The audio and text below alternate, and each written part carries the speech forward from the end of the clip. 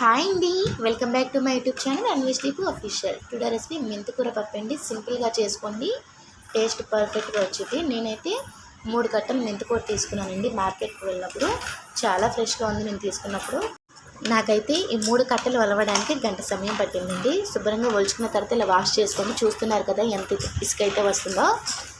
నేనైతే బాగా వాష్ చేసుకొని మళ్ళీ వాటర్లో పోసుకొని బాగా శుభ్రంగా తీసుకుంటున్నానండి. చూస్తున్నారు కదా, బాగా ఫ్రెష్గా అయితే కడిగేసుకున్నాను. తర్వాత కుక్కర్లో నేనైతే ఒక చిన్న గ్లాస్ పప్పు తీసుకుంటున్నానండి. దాంట్లోకి 3 టమాటాలు, కొంచెం చింతపండు, 2 పచ్చిమిరపకాయలు, 1 ఉల్లిపాయ తీసుకున్నానండి. ఇవన్నీ ముందుగానే నేను పప్పు కడిగేసుకున్నానండి. దాంట్లో వేసుకుంటాను. మెంతికూర కూడా దీంట్లోనే వేసేసుకుంటానండి. 1 స్పూన్ పసుపు, 2 స్పూన్స్ కారం అయితే వేసేసుకుంటానండి. నేను గ్లాసున్నర అయితే నేను వాటర్ పోసేసుకుంటున్నానండి. నేనైతే ఉప్పు వేయట్లేదండి. ఉప్పు ఉడికిన తర్వాత అయితే వేస్తాను.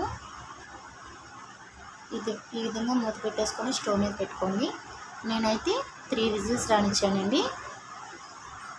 3-4 విజిల్స్ అయితే కంపల్సరీ రావాలండి.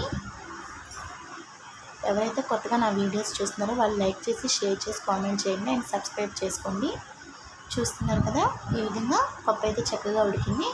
నేనైతే 2 స్పూన్స్ ఉప్పు అయితే వేసుకొని బాగా మెదుపుకుంటున్నానండి పప్పు గుత్తితో. చూస్తున్నారు కదా, ఈ విధంగా బాగా మెప్పుకున్న తర్వాత స్టవ్ మీద ఒక బౌల్ పెట్టుకొని బౌల్లో ఆయిల్ పోసుకొని నేనైతే చిన్నులపాయలు వేసుకుంటున్నాను.